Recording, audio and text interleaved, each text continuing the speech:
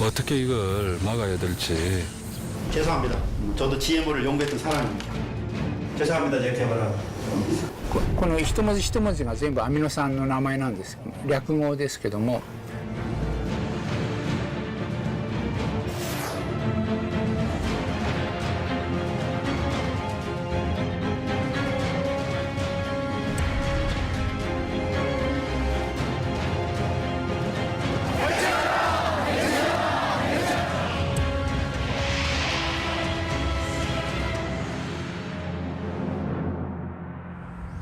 경상남도 사천 시민들이 GMO 즉 유전자 조작 농산물 수색에 나섰다. 지금 우리가 돌아봐도 우리가 알고 있는 일반적인 그 표지판은 안 보이는 거 아닌가 봐.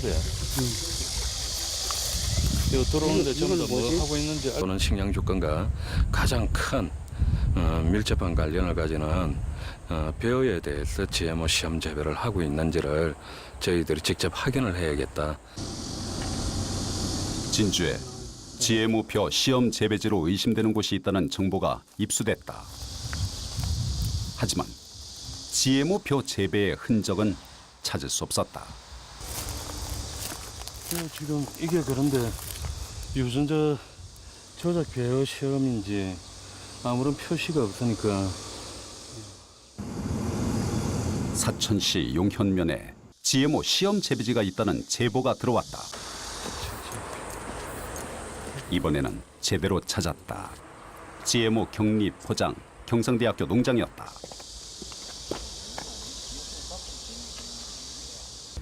참 아까까지는 저 뭐 여러 군데를 돌아도 그 우리가 이제 합리적인 의혹은 가지고 있을 수 있어도 확실히 그게 그 확실하다 이게 없으니까 그런 거 있는데 지금 이제 눈에 실제로 요 장소가 이제 이렇게 확인이 되니까 참 어떻게 이걸 막아야 될지.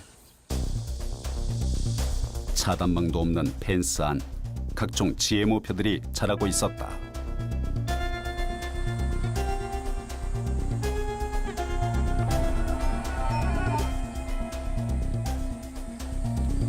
GMO 시험 재배지로부터 300m 거리에는 학교 급식에 친환경 농산물을 공급하는 농장이 있다. 네네. 그럼 닷장물을 제가. 예. 거기 불과 2, 3m 이렇게 안쪽에 이런 이제 지역 GMO 시범포가 있다는 거는 이 지역에 농업을 위해서도 그렇고 또 우리 친환경으로 생산되는 농산물들이 지역의 학교 학생들한테 이렇게 이제 공급이 되는데 많이 우려되는 상황. 예. 전북 완주에서 농사를 짓는 여성만 씨도 GMO 시험 재배지를 찾고 있다. GMO 시험 재배지로 의심되는 곳이 있다는 제보를 입수했다. 그런데 펜스 안에는 잡초만 자라고 있었다. 근데 이것을 폐쇄시켰다고 보면 어딘가가 또 다시 설치돼 있을 텐데.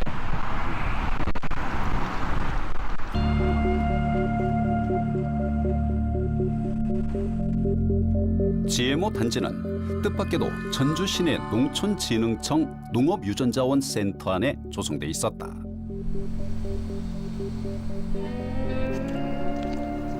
여기도 유생리 있고 저쪽에도 있고. 이곳 GMO 단지 격리 포장은 약 33,000제곱미터. 단지 안에는 각종 유전자 조작 벼들이 자라고 있었다. 논 옆에 조성된 밭에서는 콩, 고구마 등 각종 유전자 조작 밭작물이 재배되고 있었다. 그렇죠. 어쨌든 뭐 전체가 GMO 격리 포장지라고 했으니까 별도로 이 안에서는 뭐 격리된 게 없잖아요. 시설이 예. 전혀 없는 걸로 봐서는 이 지역도 아니 단지로 밭작물이고 논작물이고 다 그냥 짬뽕으로 다 재배하고 있다는 게 사실이죠. 농민들은 GMO 작물이 인근 곡창지대를 오염시키지 않을까 우려하고 있다. 저런 새돌로 인해서 더 오염물질이 옮길 수도 있고요. 또 어제 하루 지켜봤더니 작업하는 분들 무방비로 들락날락 하더라고. 원래는 다 거기서 썼던 도구나 장갑이나 다 벗어놓고 처리를 하고 나가야 정상하네. 경북 군위에도 GMO 단지가 있다. 경북대학교가 운영하는 이 단지는 GMO 환경 위해성 평가기관 연구시설이기도 하다.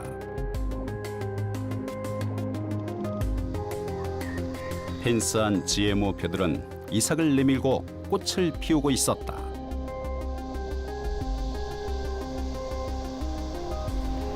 (3m)가량의 농로를 사이에 둔 논에서는 GMO가 아닌 일반 벼가 꽃을 피우고 있었다. 차단 그물도 설치되지 않아 참새들이 자유롭게 왕래하고 있었다. GMO 단지의 문도 열려 있어 관리가 허술했다. 농촌진흥청은 올해 40개 연구 과제에 80억 원의 연구비를 지원하고 있다. 이 연구를 수행하기 위해 전국적으로 20곳의 GMO 시험 재배 단지가 조성돼 있다. 이 가운데 GMO표 재배지는 11곳에 이른다. 농민들은 정부가 GMO 상용화를 목적으로 하는 것 아니냐는 의혹을 제기한다. 라스페라트롤 벼의 경우 이미 각종 시험 단계를 마친 상태다.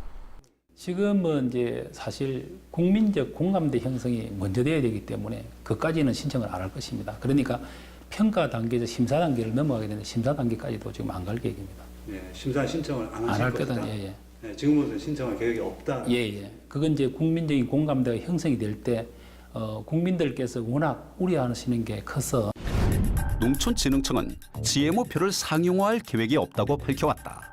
하지만 라스페라토를 벼를 공동으로 개발해온 업체는 당초 GMO 쌀을 생산하는 것이 목적이었다고 밝혔다. 이게 원래 이제 처음에는 저희가 원래 기술점 받을 때는 이제 저희도 이제 식용까지 생각을 했었는데요. 네. 그래서 이제 저희는 뭐 어차피 GMO에 대한 여론이 안 좋더라도, 네. 뭐 예를 들어서 이게 이제 건강기능식품이나 이런 쪽으로 이제 그런 쪽으로 가면, 네. 먹을 사람들은 어차피 GMO는 표시만 잘하면 되는 거라고 저희는 생각을 하기 때문에, 네. 먹을 사람들은 먹어라라고 이제 그런 식으로 원래 하려고 했었어요. 마지막 안전성 심사 등 GMO표 상용화 준비 과정에 농촌진흥청도 관여해왔다고 한다. 그러니까 뭐 해가지고 아마 쌀로 아마 한번 나가려고 했었던 적이 있습니다. 쌀 안전성 심사를 나가려고 한 적이 있는데 그게 이제 거의 한 10년에 걸쳐서 실험이 된 데이터가 다 들어가 있었거든요. 네. 같이 진행을 했던 겁니다. 공동으로요? 예. 심사 신청을 공동으로 할 수 있는 건가요? 아니요. 이제 그게 이제 앞에 심사 신청이 공동으로 되는 건 아니고요. 네. 데이터를 만들 때 이제 공동으로 연구를 했다는 공동으로 연구를 하셨고. 그리고 저희가 그때 이제 통상 실시권 아까 말씀드린 대로 사업용을 한다고 했었기 때문에 그럼 당신들이 안전성 심사서를 제출을 하고 대응을 하고 그런 다음에 이걸 산업화를 한번 해봐라 라고 원래 그렇게 얘기가 돼서 저희가 진행을 했었던 거죠. 제초제 저항성 GMO 잔디는 상용화에 가장 근접한 것으로 평가되고 있다. GMO 잔디를 개발해온 제주대는 상업화가 목적이라고 밝혔다. 모란내가 힘을 모아서 정말로 농민들이 정부를 규탄하는 시위를 벌였다. 안전성도 입증되지 않은 GMO 개발과 지원에 정부가 앞장서는 이유가 무엇이냐고 물었다. GMO를 상용화하기 위해서 직함 모판을 부어놨습니다. 이건 도저히 용납할 수 없습니다.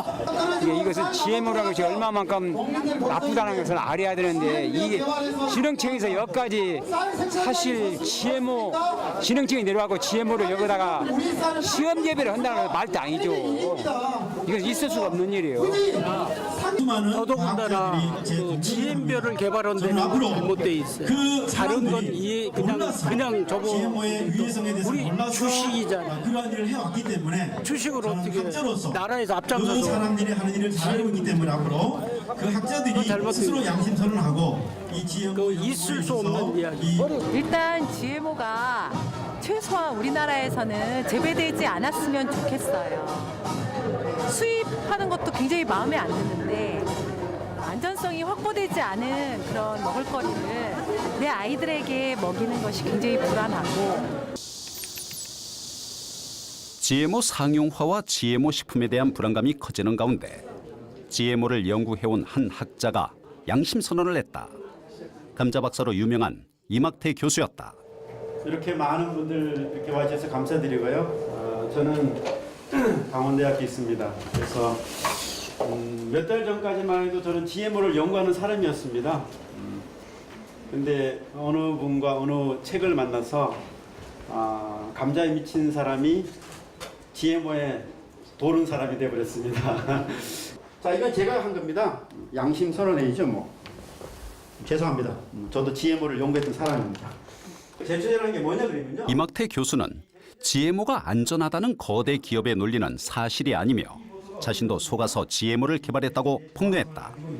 자, 이 요소 어떻게 제가 속았어요. 몬산토한테. 그 제초제가 땅속에서 다 분해돼서 없어진다고 그러면 괜찮지 않습니까요? 근데 알고 보니 그게 아니었어요. 그 속은 거죠? 죄송합니다. 제가 개발한. GMO 작물을 개발해온 학자가 반 GMO 대열에 합류한 이유가 무엇일까? 이막태 교수는 25년 동안 감자 6종을 개발해온 세계적인 학자다.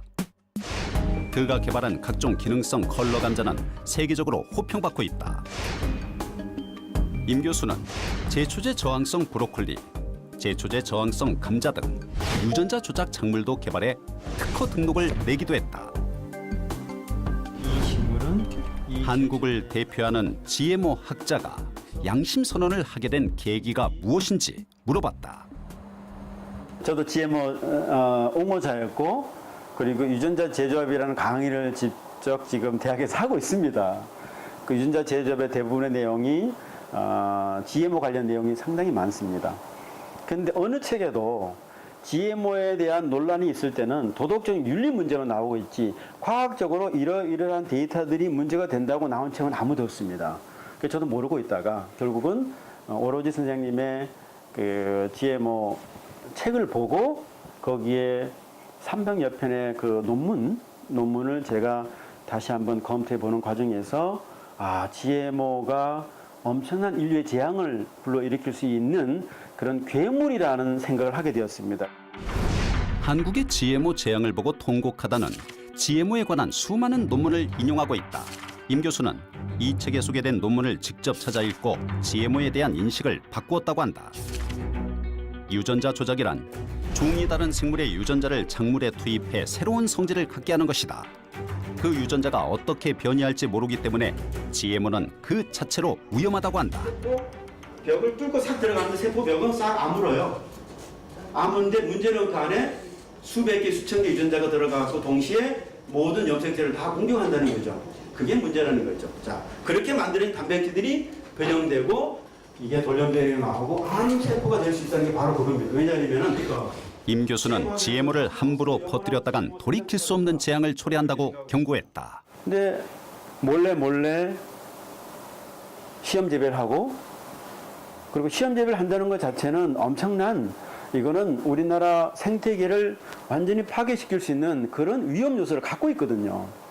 근데 왜 그런 위험 요소를 누가 책임질 겁니까? 그 연구자 책임질 겁니까? 진흥청 청장이 책임질 겁니까? 아니면 지금 대통령이 책임질 겁니까? 임 교수는 수입 GMO 농산물 또한 위험하다고 경고했다. 근거로 일본 학자 카와타 마사하루의 연구 사례를 소개했다. 일본은 이런 그 양심이나 이 가와타 마사하루라는 이런 박사나 그리고 내부에 있는 일본 학자들이 몬산토 같은 수출업체에서 제출한 서류만 믿고 도장을 찍는 게 아니고 실제로 동물 실험을 해보고 그 다음에 아미노산 시퀀스 비교를 해봤더니만 그리고 제출한 영문 자료, 일본 자료를 자세히 읽어봤더니만 그 자료들이 허술하다는 거죠. 일본은 세계 최대의 유전자 조작 농산물 수입국이다. 나고야 대학 유전학과 카와타 마사하루 교수는 수입 GMO가 과연 안전한지 의문을 가졌다. 카와타 교수는 일본 후생성에 수입 GMO 작물 안전성 검사 자료 열람을 요청했다. 당시 일본 후생성은 촬영이나 복사를 할 수 없다는 조건으로 안전성 검사 자료 열람을 허락했다. たださっきも言いましたように写真とかコピーダメですから全部手書きをするしかなかった。 카와타 교수는 500쪽의 GMO 안전성 검사 원본을 일일이 손으로 필사한 후 분석했다. 그 자료를 분석하며 충격적인 사실을 확인했다. ランドアップっていう除草剤耐性の大豆ですから、栽培するときに当然こうラウンドアップ散布して作るわけですね。ところが実験に使った全ての実験に使った大豆は組み換え大豆ではあるんだけども、ラウンドアップを散布しないで栽培したってちゃんと書いてあるんです。それが最初あれと思ったんですね。 실제 유통되는 제초제 저항성 콩은 제초제를 쳐서 키운 콩이다. 그런데 몬산토는 안전성 실험에 제초제를 치지 않은 제초제 저항성 콩을 사용했다는 것이다. 32っていうのは組み換え大豆の名前なんですけども、これにアンスプレードって書いてますね。非散布でたくさん栽培する必要があったけども、全てアンスプレードだというふうに書いて、それであれと思ったんですね。当然そのスプレーしないで作ると、例えば残留農薬の問題後から出てきますけどもはもうなくなってしまいますし、それからラウンドアップって毒物ですから、でその影響が例えば豆の中に出てくることもあり得るので、そういう影響が見えなくなってしまうというのが最初です。しかし全部そういうふうに作ったというふうにちゃんと書いてあります。 제초제를 쳐서 키운 제초제 저항성 콩에서는 제초제가 검출되었으며 그 양이 허용치를 넘었다는 기록도 있었다. かける時期にもよるんですけども、どうしても残っちゃうと正直に書いてあるデータもあるんです。それで当時のアメリカこの栽培方法を行うと、現在のアメリカの残留基準を超える恐れがあるとでちゃんと書いてます。 제초제 저항성 콩은 토양 세균의 유전자를 콩에 주입해 만들었다. 새로 만들어진 단백질의 아미노산 서열은 모두 455개다. 이 가운데 몬산토가 유전자 구조를 파악한 것은 1번에서 15번까지만이라고 카와타 교수는 주장한다. ところが実際にこのファイルを見てみると、この一文字一文字が全部アミノ酸の名前なんです。略語ですけども455個あります。この1番目から最後までね。そのうち構造決定したのはこの赤い部分、わざと私が赤くしたんですが15個だけしか構造決定してないんです。あとは全部遺伝子の構造通りなってるはずだと。 GMO가 실제로 어떤 성질을 가졌는지 불명확한 상태로 세계 시장에 유통되어 왔다는 것이다. ところがもっと大きな問題はですね、これが世界で最初に商業栽培された例だったもんですから、その後もう今300種類ぐらい認可されてますけど、ほとんど全て8から5個とか10個決定すれば、しかも大腸菌で作ったタンパク質を分析すればいいっていうその前例になってるわけです。これ非常に大きな問題。これずっとそのまま。 카와타 교수는 이 같은 의혹에 대해 일본 정부가 직접 검사해서 밝히라고 촉구했지만 응답이 없다고 했다. 그렇다면 한국에 수입되는 GMO 농산물은 안심하고 먹을 수 있을까? 몬산토, 신젠타 등 GMO 수출업체들이 제출한 GMO 안전성 평가 자료 심사 보고서가 공개되어 있다. 우리는 2000년 이후에 작성된 GMO 안전성 평가 자료 심사 결과 보고서 59건을 분석했다. GMO 안전성 심사 기준에는 독성 시험 시 아주 많은 양의 GMO 단백질을 동물에게 한 번 먹이도록 되어 있다. 그런데 이 단백질은 GMO 작물에서 추출한 것이 아니라 대장균에서 배양한 단백질이다. 전문가들은 별도로 배양한 단백질을 동물에 한 번 먹이는 것만으로는 GMO의 독성 유무를 판단하기 어렵다고 비판한다.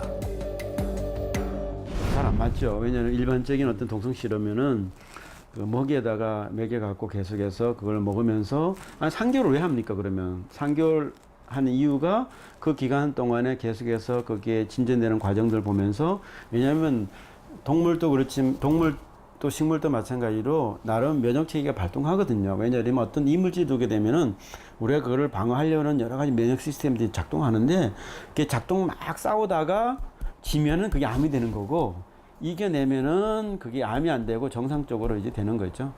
이제 그러니까 그 시간이 필요한 거죠. 이제 그 90일 시험이라든지 뭐 한 달이나 석 달이죠. 네. 90일이면 석 달인데 석 달 시험이나 한 달 시험 뭐 연속해서 네. 매기는 그 GMO를 매기는 그러한 그 반복해서 그 투여하는 네. 그런 실험 데이터를 사실은 요구를 하고 있어요. 심사 결과 보고서에 따르면 수입 GMO 업체들이 자체적으로 90일간 실험한 경우가 18건에 불과했다.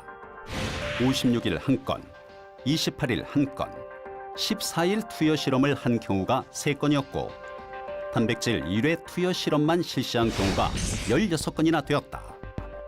나머지 17건은 독성 실험이 아니라 유사 실험으로 대체한 것으로 확인됐다. 그런데도 59종의 GMO는 모두 안전성 평가 자료 심사를 통과했다. 그렇다면 GMO 수출 업체들이 자체적으로 실시한 평가 자료는 신뢰할 수 있는 것일까? GMO 업체들이 일본 정부에 제출한 안전성 평가 자료를 분석한 카와타 교수는 믿기 어렵다고 주장한다. 몬산토의 경우 일반 콩과 유전자 조작 콩의 각종 기능을 비교 실험한 평가 자료를 일본 정부에 제출했다. 실험 자료는 열을 가하는 정도에 따라 일반 콩과 유전자 조작 콩의 특정 기능의 활성화에 차이가 있는 것으로 기록되어 있다. 그런데 연구 결과는 일반 콩과 유전자 조작 콩이 차이가 없다는 결론을 내리고 있다.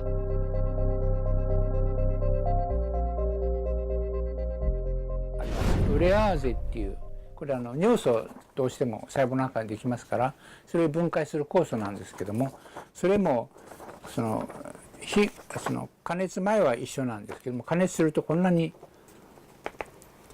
非組み換えの方は壊れちゃうんですけども組み換えの方は壊れないっていうふうに明らかに組み換えによってもともとあった遺伝子に影響を与えているっていうことが分かるんですね。でそれもしかしそういうことは一切実験でそうだったということは一切抜きにして結論では結局3回加熱したけども活性は全部落ちたので違いはないというふうに結論するわけです。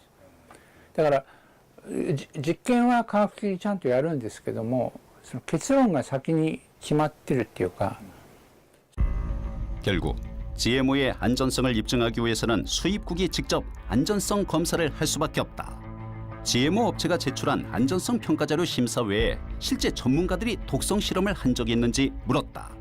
GMO 심사, 수입 심사를 하실 때, 안전성 심사를 하실 때 서류 심사만 하시는지, 업체에서 제출한 서류로 하시는지, 아니면 별도로 검증하고 검사하고 안전성 검사를 식약처에서 주관해갖고 하시는지. 네. 저도 지금 그 앞에 자료를 보지도 못했고 한번 확인해 보겠습니다. 그러나 식약처는 답변을 하지 않았다. GMO의 안전성과 관련해 최근 글리포세이트가 쟁점이 되고 있다. 글리포세이트는 몬산토가 생산하는 라운드업 제초제의 주 성분이다. 국내에 수입되는 113종의 GMO 가운데 66종이 글리포세이트 내성 GMO다. 그런데 2015년 WHO, 즉 세계보건기구 산하 국제암연구소는 글리포세이트를 발암 추정 물질로 규정했다. 유럽연합에서는 유해성을 이유로 글리포세이트 퇴출 논란이 벌어지기도 했다. 세계보건기구에서 이제 발암 추정 물질이라고 이제 규정을 했으면 이 암의 발생 문제에 관해서는 한 번 노출이 돼도 그것이 암에 걸릴 가능성이 있다라는 겁니다. 그래서 발암 추정 물질의 경우에는 이 동물 실험의 경우 확실하고 그다음에는 그 메커니즘도 염색체에 손상을 일으키는 것으로 이미 확실해진 것이고 글리포세이트가 그렇고요. 문제는 국내 글리포세이트 허용 기준치가 곡물 종류에 따라 다르다는 것이다. 대표적인 국내산 곡물인 쌀의 잔류량 허용치는 0.05 ppm인 반면 대표적인 수입 GMO 곡물인 옥수수와 콩은 쌀에 비해 100배에서 400배 높게 허용되고 있다.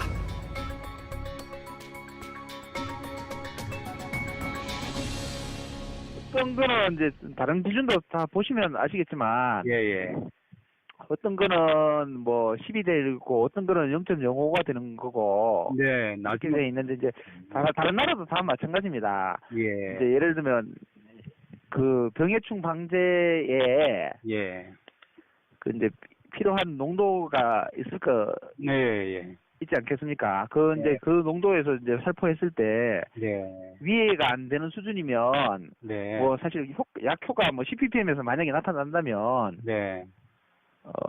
그만큼 뿌리는 걸 위해가 안 된다면 해줘야 되는 거고. 그다음에 뭐 어떤 성분은 같은 경우에는 엄격 약을 뿌렸는데도 뭐 잔류하지 않는데 굳이 뭐 많이 만들어줄 필요까지는 없잖아요. 그런데 글리포세이트 성분 외 일반 농약의 잔류량 허용치는 쌀과 옥수수 사이에 별 차이가 없다. 결국 정부가 거대 GMO 업체에 편의를 봐준 것 아니냐는 의혹이 제기된다. 가와타 교수는 GMO 수출국인 미국의 압력으로 수입국들이 글리포세이트, 즉 라운드업 제초제의 잔류 허용치를 일제히 상향 조정했다고 주장한다. 日本なんかアメリカから大量に大豆を買ってるんですけども、これがその載ってた生データをグラフにしたものですけども、家畜の餌用の大豆の残留、赤いのが残留基準を越したものです。15ppm を超えてます。それから、日本なんかが採用している食用の大豆の残留基準を越したものですね。日本は当時 6ppm だった。これ半分ぐらい超えてるわけですね。それでアメリカ政府はアメリカから大豆を買ってる世界の国々に対して残留基準を変更してくれという依頼をしました。で、日本政府は 6ppm の基準を 20ppm に上げました。で、オーストラリアとかニュージーランド、それからイギリスはですね、残留基準が 0.1 だったんです。それを全部20に上げました。だから今世界中のそのアメリカから大豆を買う国はラウンドアップの残留基準を 20ppm にしています。 옥수수와 카놀라씨, 콩 등의 글리포세이트 잔류 허용량이 높은 이유는 결국 GMO 곡물이기에 그러하다는 것이다. 소비자의 안전은 고려되지 않은 것이다. 옛날 담배 회사들이 담배가 안전하다고 하고 뭐 DDT나 이런 그 에이전트 오렌지 같은 그 고엽제가 안전하다고 광고를 했는데 뭐 옥시크린 마찬가지지 않습니까? 결국 중요한 것은 우리 국민들은 기업이 선전하는 거에 속으면 안 된다는 거죠. 그래서 저는 우리나라 정부가 나중에 뒷북치지 말고 우리나라 어떤 그 GMO 평가 사업단을 만들어서 실제로 정말로 국민의 먹거리를 위해서 안전한지 안 한지를 검토하고 외국에서 나온 논문에 이런 문제점들이 있다는 것을 각 연구기관에 실험하게끔 만들어 갖고 그 연구 결과를 놓고 같이 토론해서 진짜로 문제가 없는지 문제가 있는지를 토론을 통해서 시민단체 이야기를 통해서 그분들을 설득할 수 있지 지금 상황에서 무조건 안전하다는 것은 설득할 수 없는 일이죠. 한국은 일본에 이어 세계 2위의 GMO 수입국이다. 특히 GMO의 대부분을 동물 사료로 쓰는 일본과 달리 한국은 식용 GMO의 최대 수입국이다. 결국 GMO 식품을 먹을 것인지 말 것인지 소비자들이 선택해야 하지만 현재로서는 어느 제품에 GMO 원료가 들어갔는지 알 길이 없다. 평소에 GMO가 어떤 거 GMO로 만든지를 알 수가 없나요? 마트 같은 게 장애. 알 수가 없죠. 표시가 안 돼 있으니까. 그래서 많이 불편하셨나요? 네, 식품을 선택할 때 알 수 없으니까 일단 뭐가 안전한지 알 수가 없으니까 불편하고 네. 아이를 키우는 입장에서 이제 먹을 거리에 대한 되게 걱정이 많거든요. 근데 다른 나라는 GMO에 대한 표시를 하고 있다고 들었거든요. 근데 우리나라는 GMO 표시도 안 하는 데다가 그 주식인 쌀도 GMO 그 품종을 하려고 하고 있다고 들었거든요. 그래서 그런 거에 대한 시민 의식도 조금 더 이제 높여주고 하는 차원에서 GMO 표시는 그리고 건강을 위해서 꼭 해야 된다고 생각해요. 지난 4월 정부는 GMO 표시 기준 개정안을 고시했다. GMO 표시 대상을 식품 원재료 전체로 확대했다. 그러나 유전자 변형 단백질이 남아있지 않은 경우는 표시 대상에서 제외했다. 이에 따라 GMO를 원료로 사용하는 대표적인 식품인 간장, 식용유, 과당 등은 정제 과정에서 단백질이 남지 않는다는 이유로 표시 대상에서 제외했다. 결국 GMO 원료를 가공한 식품인데도 GMO 표시를 하지 않아도 문제가 없도록 허용한 셈이다. 원재료 기반한 표시제가 아니라는 거죠. GMO 원료를 사용했으면 원료 그다음에 콩 이렇게 쓴 다음에 GMO 그러니까 유전자 변형 콩 뭐 몇 퍼센트 이런 식으로라든지 뭐 가능성이 있음 뭐 이렇게라든지 여러 가지 표시 방법이 있겠지만 표시를 해야 되는데 지금은 최종 산물에 유전자 변형 DNA나 단백질이 남아있는 경우만 GMO 원료라는 걸 표시할 수 있어요. 그래서 그 원료를 기반으로 한 표시제로 바꿔야 되는 게 가장 핵심적인 거고요. 이와 함께 일반 곡물로 만든 식품에 비GMO 혹은 무GMO라 표시하는 것도 사실상 제한했다. 의도적이지 않더라도 GMO가 전혀 섞여 있지 않아야 비GMO 표시를 할 수 있다는 것이다. 논GMO는 엄연히 이제 비의도적 혼입치를 인정하는 표시로 전 세계에서 이렇게 뭐 상용이 다 되고 있는 거거든요. 예를 들면 이제 그걸 이제 소비자들이 GMO가 아예 안 들어간 것과 비교만 할 수 있게 논GMO는 뭐 비의도적 혼입치 0.1% 정도가 포함되어 있는 거다라는 표시만 명확하게 해주면 되는 건데 저희가 식량 자급률이 좀 낮기 때문에 많은 곡물을 수입할 수밖에 없는데 난GMO로 들여왔다 하더라도 별도의 운송수단을 사용할 수 있는 건 아니거든요. 바람에 의해서 날아온 꽃가루라든지 이런 거에 의해서 비의도적으로 생길 수밖에 없는 그런 게 있기 때문에 사실 국가마다 비의도적 혼입치를 인정하는 건데 허용하지 아니한다 이렇게 되어 있어요. 고시 안에. 그럼 0%라고 하면은 그건 사실 현실적이지 않기 때문에 소비자가 난GMO 이런 걸 원한다고 하더라도 실제로 그걸 붙여서 판매하지 않으면 붙일 수 없다면 선택할 수가 없잖아요. 근데 시민단체들은 정부의 개정안에 반발했다. 단백질 잔류와 관계없이 GMO 원료를 사용한 제품은 GMO 표시를 하고 비GMO, 무GMO 표시를 할 때도 비의도적 혼입률을 유럽연합처럼 0.9% 미만으로 허용하자는 수정안을 냈다. 이 수정안에 많은 시민들이 동참했다. 저희가 직접 전달을 한 게 한 8,000부 정도 되고요. 이제 저희도 6월 17일에 식약처에 가서 직접 전달을 했거든요.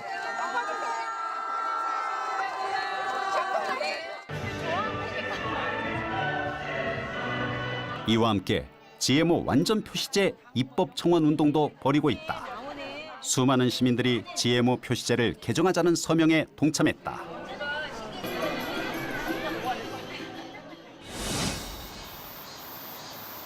국회에서는 더불어민주당 김영권 의원이 GMO 표시법 개정안을 발의했다. 농협에 지금 이게 다 만들어놓고 국가에서 하는 건 아직 GMO 표시 완전 의무화. 그러니까 원료로서 GMO가 들어갔으면은 그것을 가공한 뒤에 유전자로 뭐 남아있든 말든 관계없이 원료가 들어갔다라는 거 원료 기준으로 표시를 해라. 그렇게 해서 우리 국민들의 알 권리를 보장을 하는 거고 그래서 우리 국민들이 자기 건강이나 내 몸에 들어오는 것들을 스스로 선택할 수 있는 권리를 보장해 주자는 거고요. 정의당 윤소화 의원도 GMO 식품 완전 표시제법을 발의했다. GMO를 원재료로 사용했을 경우는 이를 꼭 표시해야 된다. 완전 표시해야 된다는 것이 중심이고요. 두 번째로는 난 GMO를 표시하는 그 기준을 좀 마련했다는 것입니다. 물론 아까도 말씀드렸는데 0%라는 부분의 비의도 혼입률의 기준치 이 부분은 대단히 성립하기 힘들기 때문에 최소한 유럽 기준으로 0.9%라고 할 수 있죠. 이 부분으로 해서 그 기준치를 좀 정하고 거기에 따라서 그것을 운용을 하자는 것이 핵심적인 내용입니다. 알게 모르게 GMO를 확산시키려는 세력과 GMO를 표시하여 규제하자는 세력이 본격적인 힘겨루기를 시작했다. GMO 공화국이 될 것인가? GMO 청정국가로 남을 것인가? 2016년 대한민국이 기로에 서 있다.